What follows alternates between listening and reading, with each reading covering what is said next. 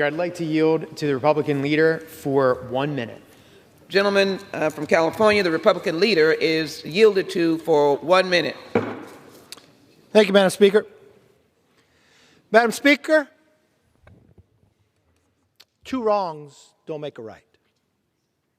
Let me be clear. The riot on January 6th was wrong. Any violence on that day should be punished, as I've said before. But make no mistake, the Democrats' response is also wrong.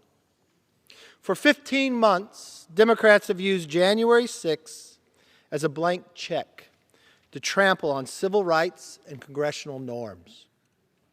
They broke every rule, violated every norm, bullied every skeptic simply to hold on to power. Let's be honest. This is a political show trial. The committee has sent hundreds of subpoenas to private citizens for phone records, bank records, and private communications. To those who invoked their right to due process, Chairman Thompson replied, "You are part and parcel guilty to what occurred." What a disgusting betrayal of the Constitution and the Bill of Rights. But think for a second about what Chairman Thompson is saying. If you question his authority, if you disobey his demands, then you are a criminal and you should be punished. Congresswoman Loria, who is also on the Select Committee, agrees. Last week, she criticized Attorney General Garland for not putting her political opponents in jail fast enough.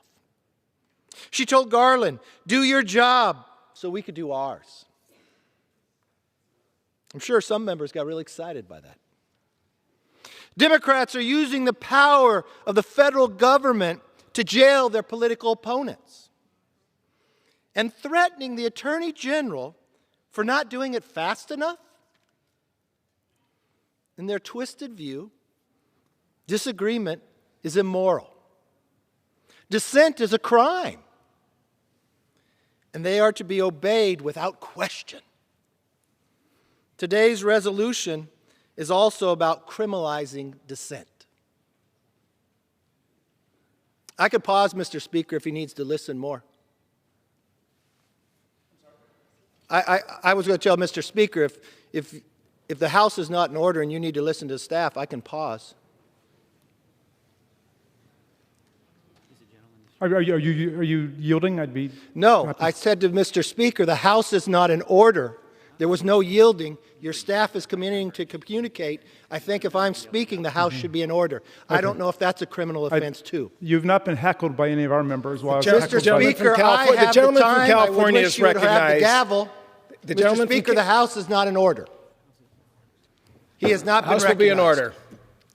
Gentleman from California is recognized. Mr. Speaker, for the House to be in order, should people be in their seats or should be people talking? They proceed. Mr. Speaker, the House is not in order. People are standing and talking.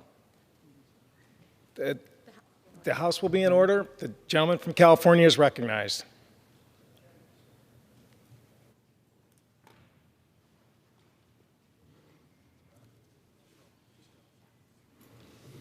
Today's resolution is about criminalizing dissent.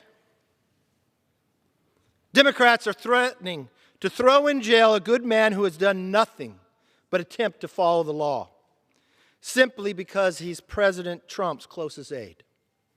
Mr. Scavino does not deserve that. He tried to cooperate with the Select Committee's request. He sent timely letters to the committee to clarify the vague scope of the requested testimony.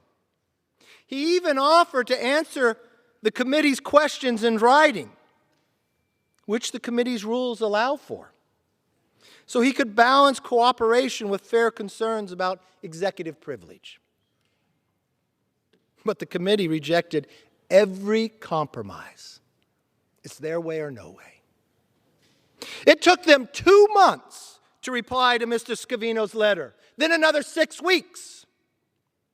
Then they rushed to hold him in contempt? They also demanded the right to ask any question they wanted. including on the topics that have nothing to do with protecting the Capitol, like the 25th Amendment.